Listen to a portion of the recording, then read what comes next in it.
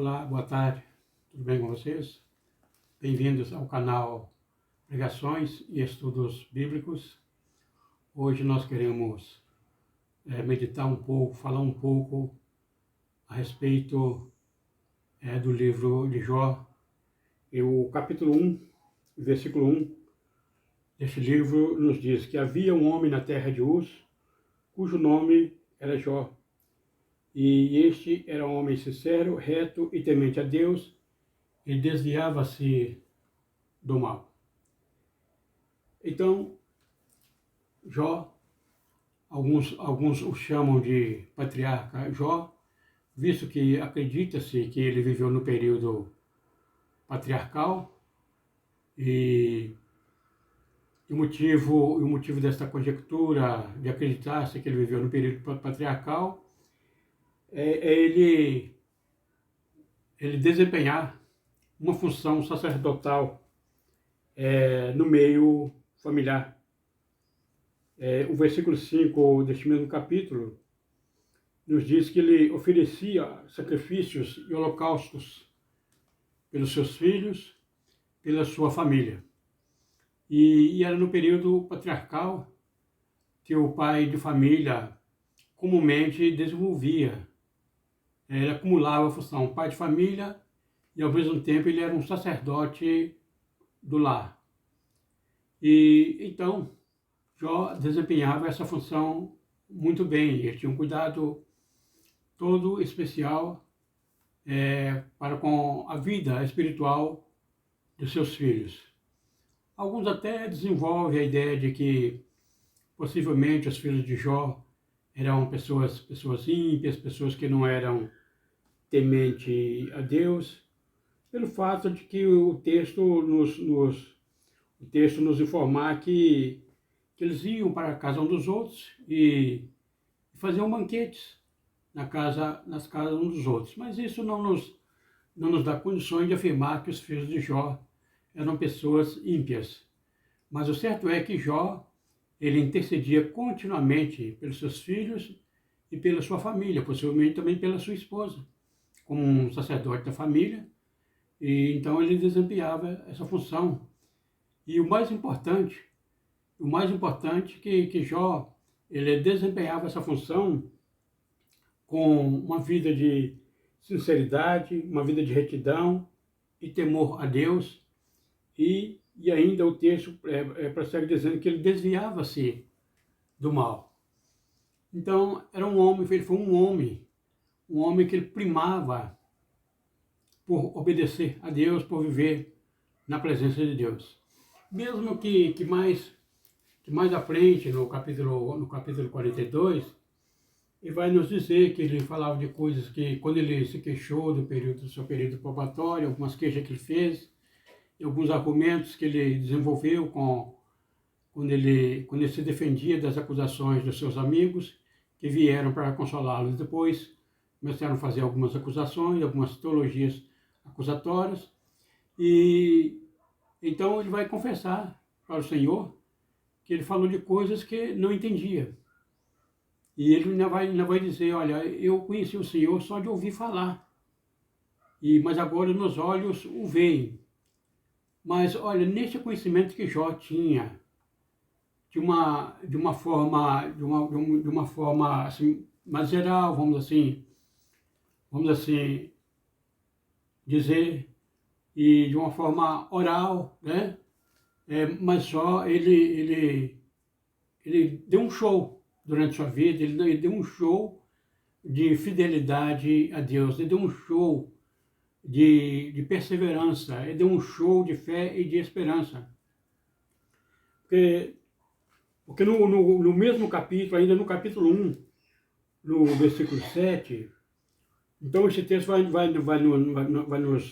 nos mostrar, vai nos informar, o escritor passa aqui, né, de uma breve biografia de Jó e seus filhos, né, e no versículo 6, eu falei versículo 7, mas a partir do versículo 6, então o escritor passa a narrar então um suposto diálogo entre Deus e Satanás. Na verdade não foi um diálogo, Na verdade, foi uma prestação de contas que Satanás teve que prestar a Deus. Diz o texto aqui: e vindo um dia em que os filhos de Deus vieram apresentar-se perante o Senhor, veio também Satanás entre eles. Então o Senhor disse a Satanás: de onde vens? E Satanás respondeu ao Senhor e disse: de rodear a terra e passear por ela. Então, aqui na verdade, não era um diálogo entre Deus e Satanás, era uma prestação de contas que Satanás teve que fazer diante de Deus. Porque só tem a liberdade de dialogar com Deus, conversar com Deus, de ter um relacionamento com Deus, somente aquele que é fiel. Somente aquele que é reto, que é temente a Deus, que se desvia do mal. E Jó era esse homem. Então, Satanás ele não tinha uma condição moral, ele não tinha um direito moral, uma condição moral de desenvolver um diálogo com Deus. Porque aqui já havia acontecido a rebelião, né, dele contra o Senhor, e então ele já havia sido expurgado da presença de Deus. Mas ainda assim, havia momentos em que havia uma prestação de contas dele com Deus. Como isto aconteceu? Aqui voltando aqui ao versículo 7, o Senhor faz uma pergunta a Satanás: de onde vens? E Satanás respondeu ao Senhor e disse: de rodear a terra e passear por ela. Então, Satanás ele não tinha um direito moral de comparecer diante de Deus, ele não tinha comunhão com Deus para isso, mas ele tinha, sim, ele obteve sim um direito legal de comparecer diante de Deus. Quando no Jardim do Éden, os nossos primeiros pais adâmicos, né, os nossos pais adâmicos, e Adão e Eva, eles numa escolha equivocada, eles atendem à insinuação, né? Eles atendem e aceitam as insinuações da serpente no Jardim do Éden, e então eles desobedecem a Deus, comem do fruto proibido, e eles entregam ali de bandeja para Satanás o direito de comparecer diante de Deus.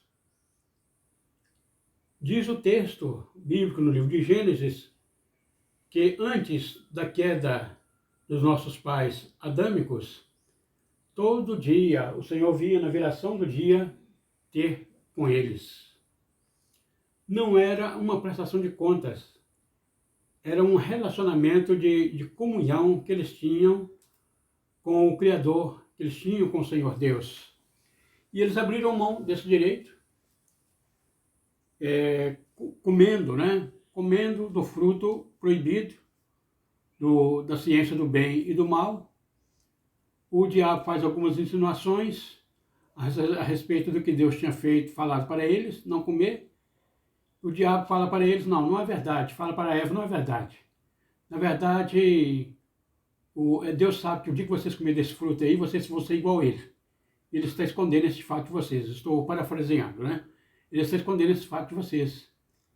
E eles, ao invés de se ater ao que Deus tinha, a recomendação que o Senhor Deus tinha feito para eles, de não comer do fruto da ciência do bem e do mal, eles acreditam nas insinuações maldosas da serpente, comem do fruto proibido da ciência do bem e do mal e abrem mão do direito de ter aquele relacionamento cotidiano que eles tinham com Deus. Não era um relacionamento rotineiro, não.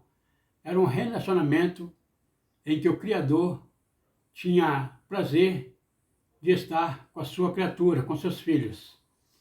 E então, por essa ocasião, então, Satanás, ele adquiriu o direito não moral, mas o direito legal de comparecer diante de Deus, descrito aqui no livro de Jó. E o texto aqui não diz aonde ele e os filhos de Deus viam se encontrar perante o Senhor. Se era diante do trono do Senhor ou se era numa outra região celestial, não sabemos. Mas o certo é que os filhos de Deus estavam lá e Satanás veio também entre eles. Deus poderia, com um estalar de dedo, com um sopro da sua boca, com um piscar de olho, Deus poderia expurgar Satanás da sua presença no mesmo instante. Mas o nosso Deus, amados, Ele é soberano e Ele é cavalheiro. Esta ideia que alguns, por não conhecer a palavra de Deus, desenvolvem acerca de um Deus ditador, não é verdade. É uma insinuação maldosa e satânica. Deus, Ele é soberano, mas Ele não é ditador. E então, o Senhor Deus, cavalheiramente, Ele respeita então a presença de Satanás entre os filhos de Deus, porque aquele lugar ali não era de Satanás, mas Satanás estava ali, porque, como já disse, ele obteve esse direito com uma porta de legalidade, outorgado pela desobediência de Adão e Eva. E então, o Senhor, repetindo aqui o texto, o Senhor fala para Satanás: de onde vens? Claro que Deus sabia de onde Satanás vinha, mas era uma prestação de contas. Então Satanás ele tinha que falar. Mesmo que estava ali por uma porta de legalidade, por uma legalidade adquirida de uma forma enganosa, de uma forma estelionatária, mas havia adquirido. Por que estelionatário? É porque ele insinuou, como já disse, ele insinuou para Adão e Eva que Deus estava escondendo deles a oportunidade deles se tornarem como Deus, e não era verdade. E então, mas ele adquiriu esse direito. Então ele respondeu ao Senhor de rodear a terra e passear por ela. Este rodear a terra e passear por ela dá-se uma ideia de que Satanás estava rodeando a terra com uma mochilinha nas costas, um bonezinho na cabeça e talvez até uma bermudinha. Estou trazendo o costume vestimentário para os dias atuais. E então dá-se a ideia de que Satanás estava em um passeio turístico, rodeando a terra. Mas, na verdade, rodear a terra aqui e passear por ela, é porque, na verdade, Satanás ele se sentiu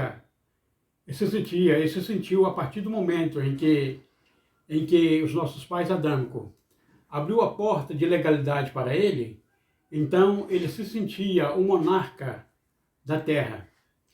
Acontece que ele adquiriu os direitos de governar o sistema mau, o sistema pecaminoso, né, o sistema mundano, o sistema desobediente que passou a imperar na terra a partir dos nossos primeiros pais adâmicos.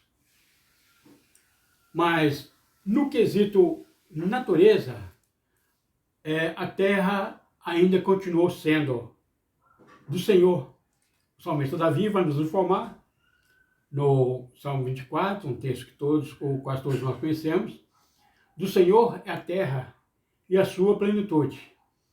Mas o sistema pecaminoso, assim Satanás se tornou sim o governante, o Deus o Deus desse século, o Senhor Jesus vai chamar de o Deus desse século, o governante deste século, o monarca deste século pecaminoso.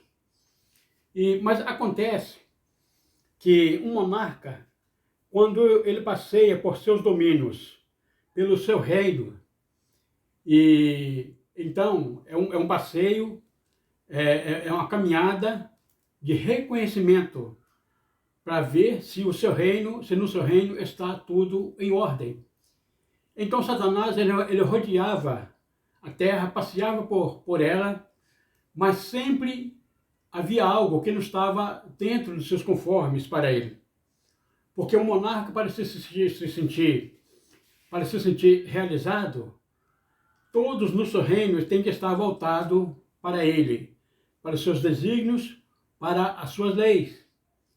E então, quando Satanás obtém essa porta de legalidade, ele se sentiu o monarca do globo terrestre, mas acontece que, atrapalhando o sistema mundano, o sistema de desobediência e de pecado liderado por ele, sempre havia alguém que nunca permitiu ele se sentir plenamente realizado dentro dessa posse legalizada devido à desobediência dos nossos pais adâmicos. Como? Bom, primeiramente, mesmo depois que nossos pais adâmicos, eles erraram, eles pecaram, o Senhor Deus mata um cordeiro, substitui as roupas de figueiras, as saias de figueiras, as tangas de figueira que eles fizeram para esconder a nudez deles, que agora não estão mais na fase da inocência, agora estão na fase da consciência. E então o Senhor Deus, misericordiosamente, não deixou que eles continuassem com aquelas vestimentárias rudimentares de folhas de figueira, mas ele mata um cordeiro e faz túnicas de pele para eles, ali simbolizando, representando a substituição das tentativas humanas de cobrir a sua nudez diante de Deus. E agora eles recebem uma roupa que aponta para o sacrifício do Cordeiro de Deus que tira o pecado do mundo. É uma representatividade, né, remota do sacrifício de Cristo que se cumpriria na cruz do Calvário. E então com aquela retenção representativa, então agora Adão e Eva, eles geram, eles que já haviam gerado filhos e filhas, né?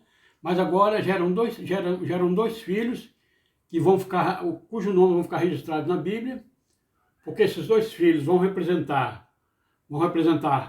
o moço que se tornou pastor de ovelhas, Abel, e vai representar o outro, Caim, que se tornou agricultor. Alguns acreditam que o fato de Deus não receber o sacrifício de Caim é porque ele levou dos frutos da terra e Deus queria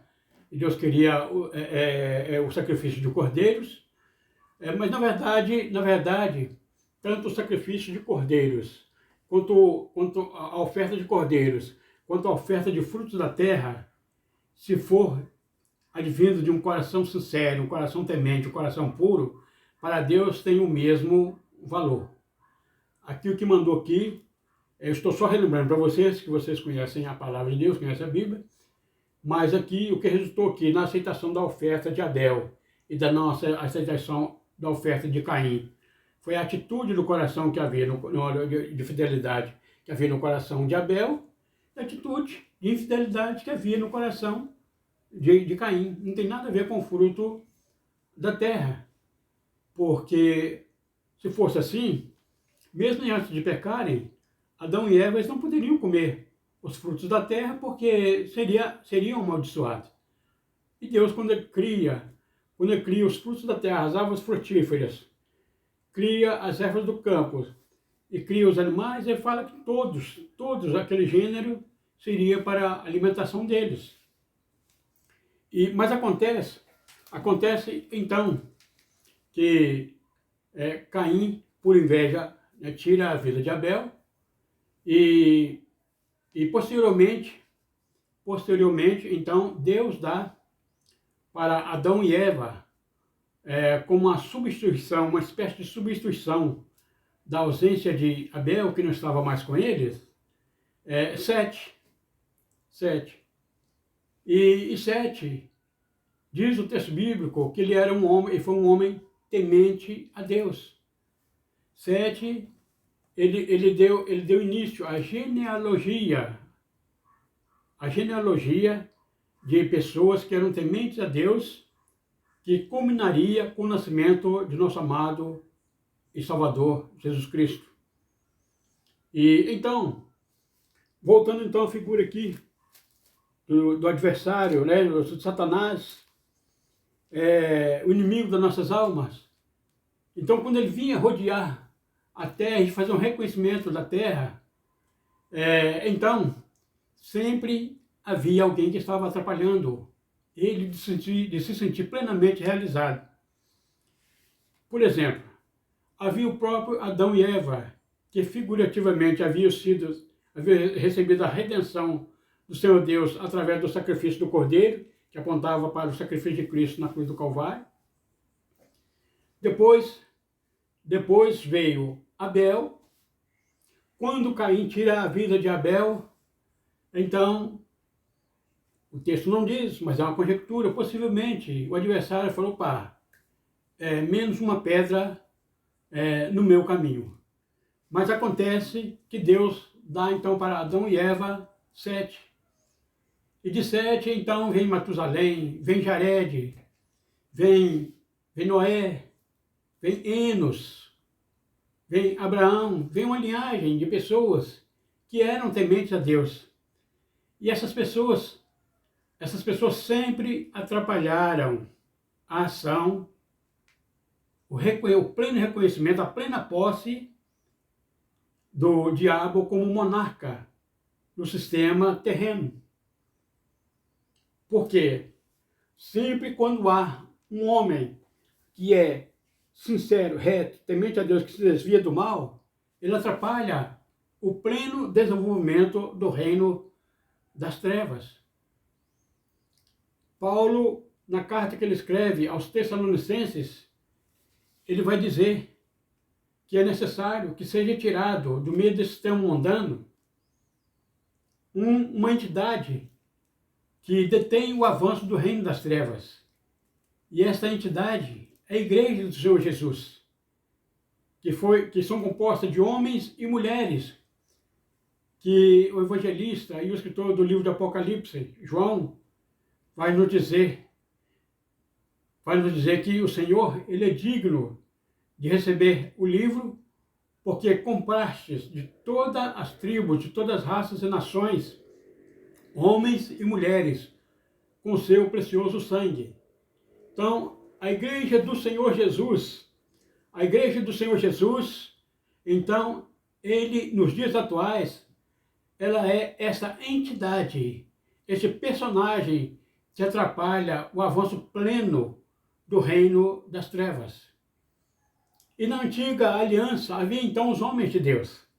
Então, voltando aqui ao livro de Jó, quando Satanás comparece junto lá aos filhos de Deus para dar satisfação a Deus, e então ele fala de rodear a terra e passear por ela. Aí Deus não fala mais nada, Deus já converge a conversa para a pessoa de Jó. E disse o Senhor, o versículo 8, e disse o Senhor a Satanás, observaste tu a meu servo Jó? Porque ninguém há na terra semelhante a ele, homem sincero, reto e temente a Deus, e que se desvia do mal. Então, por que Deus converge agora imediatamente a conversa para a pessoa de Jó. É porque Jó, com a sua conduta, assim como os demais servos de Deus que viveram posteriores ou anteriores a ele, então ele estava atrapalhando o pleno desenvolvimento do reino das trevas governado por Satanás. Com a sua conduta, Jó estava atrapalhando o reino de Satanás. Mas como? Porque, olha, veja bem, Satanás, ele compareceu diante de Deus, não foi para bater um papinho com Deus, não foi para tomar um cafezinho com Deus, ele estava ali para reclamar a pessoa de Jó. Ele estava lhe pedindo para cirandar, a Deus para cirandar com a vida de Jó. E qual o argumento que ele vai usar? Qual o argumento que ele vai usar? Quando Deus fala para ele, olha, observaste tu, meu servo Jó? Então, Satanás ele responde imediatamente para Deus. Porventura, teme Jó em vão? Ou seja, porventura, Jó teme ao Senhor de uma forma desinteressada? Não, não. O Senhor cercou ele, o Senhor o cercou de bens. Ele, a sua casa, tudo quanto ele tem, tudo que ele faz, a obra de suas mãos, o Senhor abençoa. O seu gado está aumentado na terra, ou seja, Satanás está dizendo, olha, na terra quase que não há espaço para acomodar os rebanhos de Jó. Então, é claro, ele vai ser fiel mesmo ao Senhor. Ele vai ser temente ao Senhor. Se ele pudesse dizer, ele diria, até eu, se ele tivesse condições moral para isso, ele diria, até eu seria fiel ao Senhor nessa circunstância. Mas olha, queridos, Deus sabe, Deus conhece o coração dos seus servos, das suas servas, melhor do que nós mesmos. Deus conhece o seu coração melhor do que você. Deus conhece a sua conduta. Deus sabe que, apesar das suas limitações como ser humano, Deus conhece a sua fidelidade. Deus conhece a sua retidão. Em nossa caminhada cristã, em algumas vezes, nós vamos revelar algumas limitações humanas que nem era para ser revelado. Mas às vezes acontece. Mas Deus conhece o nosso coração, conhece a nossa alma, conhece o íntimo do nosso ser. E Deus sabia que ele podia contar com Jó. Mesmo que depois que viessem as tribulações na vida de Jó, e olha que tribulações. Jó iria reclamar, ele iria se queixar do dia, ele iria até amaldiçoar o dia que ele nasceu. A sua esposa iria entrar em depressão. Mas olha bem, queridos. Nós, por muito menos, às vezes nós queixamos, nós reclamamos. E às vezes alguns de nós queremos até lançar no rosto de Deus. Olha, eu sou tão fiel. Eu oro tanto, eu busco tanto a Deus, eu vou tanto para a igreja. Eu não perco culto. E por que Deus permite provações na minha vida? Então, se nós, com provações, talvez até muito menores do que provações na vida de Jó. Eu sei que a provação de cada um é de cada um. Nós não podemos fazer comparações. Mas também não podemos negar que as provações na vida de Jó foram tremendas, foram terríveis. No espaço de curtíssimo tempo ele perdeu tudo, perdeu filhos, perdeu a família, perdeu a riqueza, os amigos que o vieram consolar, depois no final acabaram acusando ele. E então, Jó, ele perdeu a saúde, ficou doente. A sua esposa entrou num estágio de depressão profunda. Quando eu aceitei a fé, então eu fiquei acostumado, nós fomos acostumados a ouvir narrativas negativas a respeito da esposa de Jó, como se ela fosse uma mulher ímpia. Não, tem que olhar o lado dela também. de repente perdeu tudo, não tinha nem vida conjugal, o esposo doente. Então ficou estressada, o estado emocional ficou abalado, o estado psicológico ficou abalado. Então tem que olhar o lado do irmão Jó e tem que olhar o lado da irmã esposa de Jó. Porque, como eu já disse, às vezes nós, por muito menos, nós reclamamos tanto. Mas, olha, Jó, ele correspondeu plenamente às expectativas de Deus. E Deus sabia que ele iria corresponder. Então, como eu já disse, ele reclama, né? Algumas vezes reclama do dia do seu nascimento. Ele que não sabia, que não tinha o conhecimento dessa prestação de conta. Às vezes a gente costuma falar diálogo, mas vamos dizer assim, a prestação de conta de Satanás diante de Deus. Ele não teve conhecimento dessa conversa. Então, em algum momento, ele até chegou a pensar que Deus estava sendo injusto com ele, que Deus estava castigando ele, mas olha, no fundo da sua alma, no fundo do seu íntimo, Jó sabia que podia continuar confiando em Deus. Ele falou algumas coisas em momentos de desespero, em momentos de debilidade humana, doente, não tinha mais nada. E então, sem a família, a esposa entrou em desespero. Mas olha, mais à frente, no capítulo 19, versículo 25, apesar de tudo, apesar de todo sofrimento, Jó, ele vai revelar, ele vai expressar uma palavra de convicção e de esperança. No capítulo 19, versículo 25, ele vai dizer: eu sei que o meu Redentor vive e que por fim ele se levantará sobre a terra. Então Jó, apesar dos pesares, ele sabia que no final de contas, Deus iria se levantar. O seu Redentor iria se levantar. É bem verdade que na sua íntegra, na sua essência, inconscientemente, Jó estava profetizando a respeito do Redentor, do nosso Redentor e Salvador, nosso amado Salvador Jesus Cristo, nosso amado Salvador, Redentor e Senhor Jesus Cristo, Rei dos Reis e Senhor dos Senhores. Mas ele tinha uma convicção de que no final Deus iria colocar um fim, iria colocar um basta na sua provação. Embora que seus amigos o estavam acusando de terem pecado, era uma teologia totalmente errada, a teologia dos seus amigos. Bem intencionados, talvez sim, mas totalmente equivocado.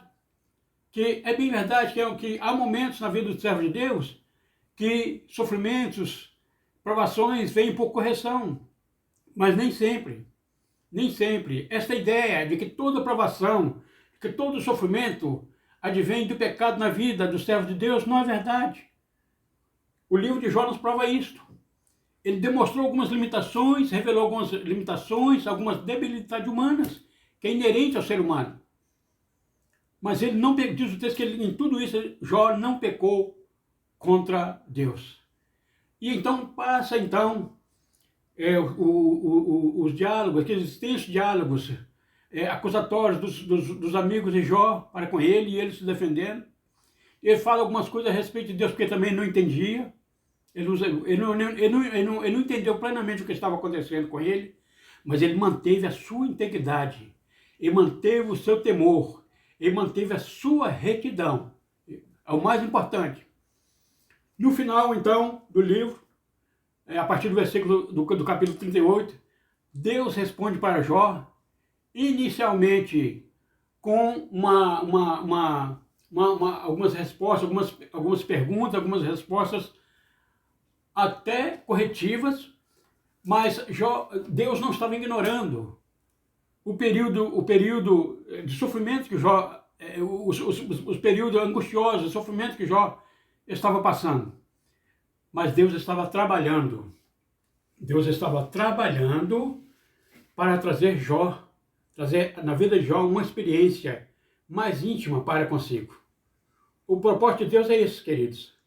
É trazer na nossa vida experiências, permitir na nossa vida experiências que às vezes são até experiências de sofrimentos, experiências de angústias, de tristeza e de choro. Mas é tudo, aí voltamos ao que Paulo escreveu a carta, ao livro da igreja de Roma, aos Romanos, no capítulo 8, versículo 28, aquele texto tão conhecido, tão maravilhoso e tão conhecido de nós, que todas as coisas cooperam para o bem daqueles que amam a Deus e daqueles que são chamados por seu decreto. Deus decretou, Deus te escolheu, Deus te elegeu, Deus nos chamou para sermos vitoriosos, para passarmos os desafios, as circunstâncias angustiosas, os sofrimentos, as provações nessa vida, seja por correção, ou seja por permissão de Deus, como no caso de Jó. Mas olha, Deus tem um propósito supremo, Deus tem um propósito sublime em nossas provações. Então, assim como o irmão Jó, nós podemos também dizer, nós devemos dizer, eu sei que o meu Redentor vive, e que por fim ele se levantará sobre a terra. No momento dele, Deus chegará com a bênção, Deus chegará com a vitória. Glória a Deus, graças a Deus. Deus chegará com a vitória. Deus vai dizer, basta, chega, agora é o momento da vitória, agora é o momento da retribuição em dobro, graças a Deus, como aconteceu na vida de Jó. Então, no final, Jó vai confessar para Deus: Senhor, eu estava falando de coisas que eu não entendia. Eu sei, bem sei que o Senhor tudo pode e que nenhum dos seus planos pode ser frustrado. Quem pode frustrar o propósito de Deus? Ninguém. E olha, e sabe, quem trabalha nessa vida, em meio a esse sistema mundano em que nós vivemos, sistema pecaminoso que nós vivemos, não estamos encharcados nele, mas estamos aqui como testemunhas vivas do Senhor Jesus. Quem trabalha de comum acordo, em cooperação com o plano de Deus, somos nós. Assim como Jó atrapalhava a plena satisfação de Satanás como monarca do governo mundano, do governo pecaminoso. Vocês estão atrapalhando. Então, você que é fiel a Deus, você está atrapalhando o reino das trevas com a sua conduta de fidelidade. E Deus é aquele que está observando tudo. Mesmo quando parece que Deus está em silêncio, às vezes nós temos a impressão que Deus está em silêncio. Deus está contemplando a sua fidelidade, a sua retidão, o seu temor a Ele. Não é medo. O nosso Pai não nos causa medo, nos causa temor. Mas Deus está observando isto, está observando a sua fidelidade. É bem verdade que a fidelidade de Jó trouxe, então, da parte de Satanás, o adversário, uma reclamação. Satanás veio até diante de Deus reclamar a Jó. Mas Deus fala para ele: observaste tu, meu servo Jó? Porque Deus sabia e sabe. Deus sabia o que havia no coração de Jó e sabe o que há em nossos corações. Mesmo um coração humanizado, mesmo limitados como nós somos, Deus conhece os nossos corações. E por isso Ele permitiu aquela aprovação tão grande, tão terrível na vida de Jó. Ele não queria castigar Jó. Na verdade, o propósito de Deus ali era um estreitamento de relação com Jó, uma relação de comunhão com Jó, porque Jó até então conhecia Deus só de ouvir falar, mas agora ele tinha uma experiência mais vívida com Deus. E então, essa sua conduta, a nossa conduta, a conduta da igreja, daqueles que procuram ser fiéis a Deus, então atrai sim a ira do inimigo, atrai a perseguição do reino das trevas, mas Deus está conosco, Deus está com você. Deus está conosco e não nos abandonará em momento algum. mesmo que em alguns instantes, em algum momento nós temos aquela impressão de que estamos sozinhos, mas nós não estamos. Durante o tempo probatório de Jó, Deus estava ali observando. E no tempo certo, ele deu um basta no sofrimento de Jó. Por isso que ao redor do globo terrestre, aqueles países que não concordam com o sistema cristão, eles matam cristãos, eles fuzilam cristãos, prendem cristãos. É porque os cristãos, com a sua fé e com o seu temor, atrapalham o reino das trevas. Mas fique tranquilo, Deus continua conosco. O Senhor Jesus, Ele nos fez uma promessa maravilhosa. Eis que estou convosco todos os dias, até a consumação dos séculos. Que Deus continue abençoando a vida de cada um de nós e que nós possamos prosseguir nessa jornada diante de Deus, porque Ele está conosco e jamais nos abandone. Deus abençoe em nome de Jesus.